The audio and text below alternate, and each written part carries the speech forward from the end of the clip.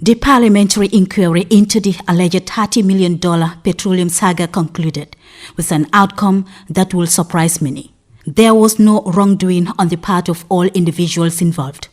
The report, delivered before the National Assembly, came as a shock to many lawmakers who have been following the case closely.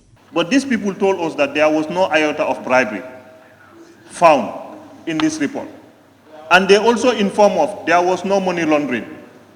And they informed us there was no tax evasion established.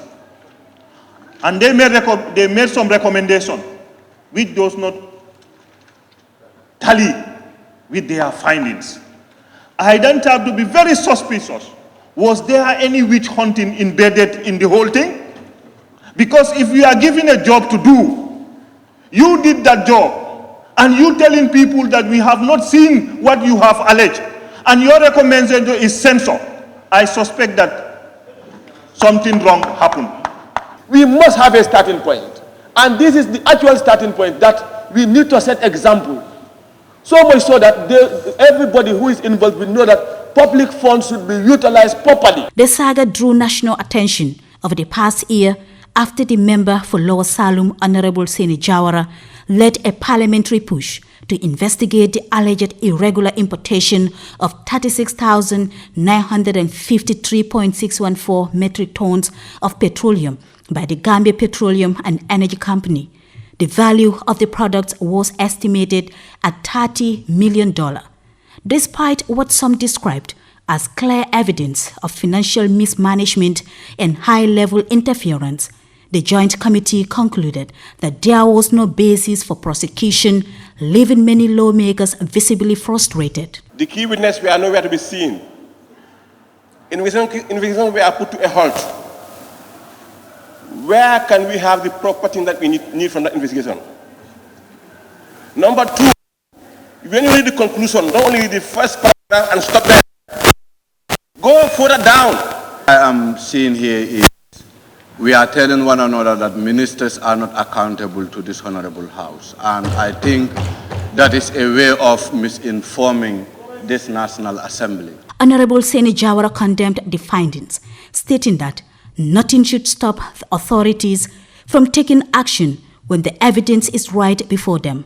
He accused the committee of failing in its duty and urged a re-evaluation of the case.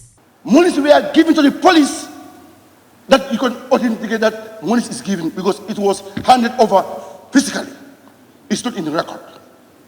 You are telling us nothing happens. The policy was made out of tailor-made because somebody was on the decks. Because the policy has to pass through a process. And it has never, that policy dictates the trading of this petroleum saga. And you are telling us what happened here. And remember, the members in this committee, you are paid for a tax. Every citizen you are paid, do a justice to this document. No member of this committee should against this. As tensions rose during the session, several National Assembly members questioned the competence and independence of the committee. Some called for the report to be revisited, citing the need for due diligence and a more thorough investigation.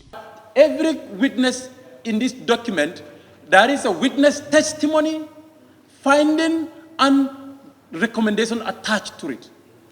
You cannot talk on a recommendation without looking at testimony and a finding. That shows your level of your inability to look at a document or to analyze an investigation. An Inspector General of Police, when the police testified before the committee, testified that they were asked to halt the investigation. An investigation that involves about 2 billion Gambian dollars. Who would ask them to halt that investigation? If not the highest authority in the police. And who would that be? We all rise above partisan politics, but we will not nurture, we will not encourage corruption in this country.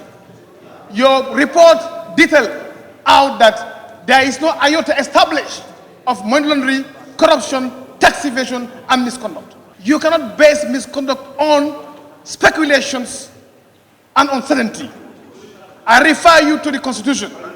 You must make sure that you established this misconduct based on conclusive evidence.